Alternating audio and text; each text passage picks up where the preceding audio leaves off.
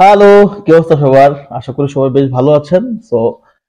ব্রাজিলের এই সিজনটা বা ব্রাজিল ফুটবলারদের এই সিজনটা যে দুর্দান্ত ভাবে কাটছে, তাতে এক কথাই ব্রাজিল কোচ দরিভাল জুনিয়রের আমার মনে হয় যে সামনের যে ম্যাচগুলো আছে সেটার জন্য তার মাথা থেকে প্রেশারটা কমতেছে। যদি যদি সে মাথা খাটায়া বা ব্রেন খাটায়া তার টিম সিলেকশন করতে পারে, তাহলে মনে হয় এই সিজনটা তার জন্য একটা বিগ অপরচুনিটি। প্রত্যেকটা ক্লাবেতে, প্রত্যেকটা ক্লাবগুলোতে ব্রাজিলিয়ানরা যেভাবে পারফরমেন্স করতেছে, মানে এক কথায় আউটস্ট্যান্ডিং, রিয়েলি আউটস্ট্যান্ডিং পারফরমেন্স করতেছে। এবং প্রত্যেকটা পজিশনে, পজিশন বাই পজিশন প্লেয়ার যদি সিলেক্ট করতে যায় আমাদের কোচ দ্য রিভাল জুনিয়র, তাহলে তার কাছে একটা চমৎকার স্কোয়াড তৈরি করা এবং একটা ওয়ার্ল্ড ক্লাস স্কোয়াড তৈরি করা তার কাছে খুবই সহজ এবং ভেরি ইজি। দেখেন, এই যে রেগুলারলি যে ব্রাজিলিয়ানরা পারফরমেন্স করতেছে প্রত্যেকটা ক্লাবে, আমরা সবাই বলি যে ব্রাজিলিয়ানরা ক্লাবে ভালো পারফরমেন্স করে কিন্তু ন্যাশনাল টিমে পারে না। এই কথাটা একটা সময় বলতাম আর্জেন্টিনা টিমকে মেসি নিয়ে, যে আর্জেন্টিনা টিম আসলে ক্লাবে যারা খেলে তারাই ভালো খেলে, কিন্তু মেসি আসলে আর্জেন্টিনা টিমে আসলেই পারে না। এই যে মানে একটা কি বলে এটাকে, একটা অপবাদ। এই অপবাদটা কিন্তু মেসি কোনো না কোনো ভাবে আসলে ঘুষায় ফেলছে। কোপা আমেরিকা জিতছে, বিশ্বকাপ জিতছে, এইগুলো দিয়ে কিন্তু মাটি চাপা দিচ্ছে। এখন এই জিনিসটা ভর করছে ব্রাজিলিয়ানদের উপর, এই জিনিসটা ভর করছে ব্রাজিল টিমের উপর। এই জিনিসটা চেঞ্জ করতে গেলে অবশ্যই ব্রাজিলিয়ানদের যে পারফরমেন্সটা ক্লাবগুলোতে দেখাচ্ছে, সেম জিনিসটা আসলে ন্যাশনাল টিম বা হলুদ জার্সিতে দেখাইতে হবে। তাহলে আলটিমেটলি এই যে অপবাদটা আমার মনে হয় ঘুষতে পারে। সো দেখেন, গতকালকে রাত্রে যে ম্যাচগুলো আসলে ব্রাজিলের প্লেয়াররা খেলছে, প্রত্যেকটা ক্লাবগুলোতে তারা দুর্দান্ত খেলছে। বিশেষ করে আমি যদি বলি সাবিনোর কথা, ম্যানচেস্টার সিটিতে সাবিনো দুর্দান্ত, তবে সে ছিল হচ্ছে রাইট উইঙ্গে, তাকে ম্যাক্সিমাম টাইমে ইউজ করতেছে লেফট উইঙ্গে। এই লেফট উইঙ্গে আসার পর থেকে সে কিন্তু গোলও পাইছে এবং গতকাল রাতে দুটো অ্যাসিস্ট করছে, একটা গোলও করছে, ফার্স্ট গোলটা, বাট সেটা প্রতিপক্ষের পায়ে লাগে, বলটা হয়ে গেছে হচ্ছে আপনার ওন গোল। তবে লেফট উইঙ্গেও কিন্তু দুর্দান্ত সাবিনো। এখন বিষয়টা হচ্ছে সাবিনো কি আলটিমেটলি লেফট উইঙ্গে খেলবে নাকি রাইট উইঙ্গে খেলবে?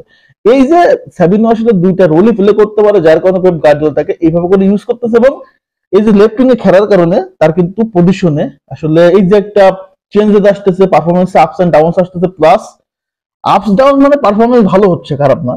এতে করে কি হচ্ছে, সাবিনোর দুইটা পজিশন সেন্সটা ক্লিয়ার হচ্ছে। যে কোনো সময় দলের প্রয়োজনে সে যে কোনো জায়গায় আসলে নিজেকে সাপ্লাই দিতে পারবে।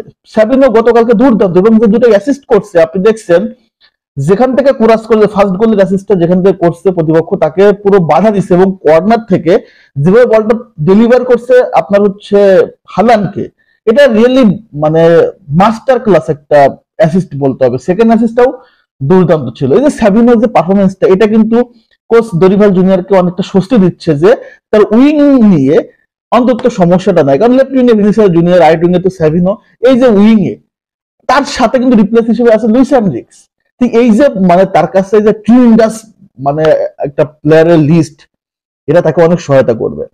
এখন মিডফিল্ডে আমরা সবচেয়ে বেশি হতাশাগ্রস্ত থাকি যে মিডফিল্ডে আসলে আমাদের দুর্বল, ক্যাসেমিরো নাই, ক্যাসেমিরোকে সুযোগ দিবে কিনা। আলটিমেটলি ক্যাসেমিরোকে মনে হয় আর প্রয়োজন হবে না, এবং ক্যাসেমিরোর যে বয়স হয়েছে এবং পারফরমেন্সের যে ঘাটতি, সেখানে ক্যাসেমিরোকে দলে আর আমরা হয়তো দেখতে পারবো না। কিন্তু কিন্তু বক্তব্য হচ্ছে সেই জায়গায় চলে আসছে আমাদের ব্রুনো গুইমারেস। ব্রুনো গুইমারেস আপনি পারফরমেন্স দেখেন এই সিজনতে আপ টু দ্য মার্ক।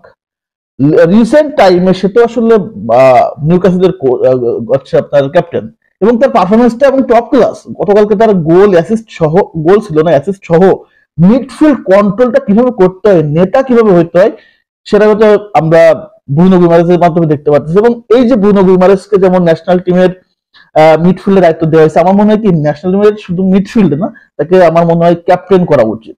যে ক্যাপ্টেন যদি হয় ব্রাজিলে, তাহলে আমি মনে করি ক্যাপ্টেনের ওই যে আর্মব্যান্ডটা যোগ্য হচ্ছে ব্রুনো গুইমারেস। ওই কোয়ালিটি সে ইংলিশ প্রিমিয়ার লিগে এসে ডেভেলপ করছে। এই যে প্রত্যেকটা পজিশনে ব্রাজিলিয়ানরা যে পারফরমেন্স করতেছে, বিশেষ করে ইংলিশ প্রিমিয়ার লিগ গুলোতে, লা লিগা গুলোতে, এটা আমাদের জন্য খুবই ইফেক্টিভ পড়বে সামনের আপনার হচ্ছে বিশ্বকাপ বাছাই পর্ব এবং বিশ্বকাপের জন্য।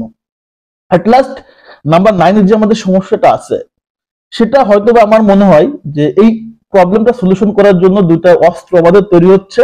একটা হচ্ছে ম্যাথিউস কুনহা, আর একটা হচ্ছে জোয়াও পেড্রো। গতকালকে জোয়াও পেড্রো একটা গোল করছে, গোলটা ছিল অবশ্য পেনাল্টিতে। তারপরে তার পারফরমেন্সটা কিন্তু আপ টু দ্য মার্ক, এবং আর্সেনালের এগেইনস্টে হোম এবং অ্যাওয়ে দুইটা ম্যাচে এসে কিন্তু গোল করছে, এবং গতকালকে ম্যান অফ দ্য ম্যাচ হয়েছে। রিয়েলি দুর্দান্ত। আমার কাছে সত্যি অবাক লাগতেছে যে এই পারফরমেন্স গুলো যদি আসলে ধরে রাখতে পারে, তাহলে ব্রাজিল আরো চমৎকার এবং দুর্দান্ত টিম হতে যাচ্ছে। এবং এটাতে আমাদের কোচের মানসিকতা, কোচের আসলে ওই যে filtering, player filtering, team filtering এবং একাদশ তৈরি করার যদি মানসিকতা মিলে যায়, ব্রাজিল সত্যিকার অর্থে বিশ্বকাপ 26-এ দুর্দান্ত কিছু করবে বলে আমি মনে করতেছি। তো রিয়ারলি যারা ব্রাজিল সাপোর্টার অনেকে হতাশাগ্রস্ত এই মুহূর্তে, হওয়াটাই স্বাভাবিক। এটা আসলে অস্বাভাবিক কিছুই না, আমি অস্বাভাবিক কিছু দেখি না। তবে খুব আর্লি এই জিনিসটা আসলে চেঞ্জ হয়ে যাবে, ব্রাজিলিয়ানরা তাদের কক্ষপথে ফিরবে বলে আমি মনে করি এবং বিশ্বাস করি। তো দেখা যাক কি হয়, লেটস সি। মন্তব্য অবশ্যই কমেন্টস করে জানাবেন। সবাইকে ধন্যবাদ জানাচ্ছি এই শীতের সকালে। আল্লাহ হাফেজ।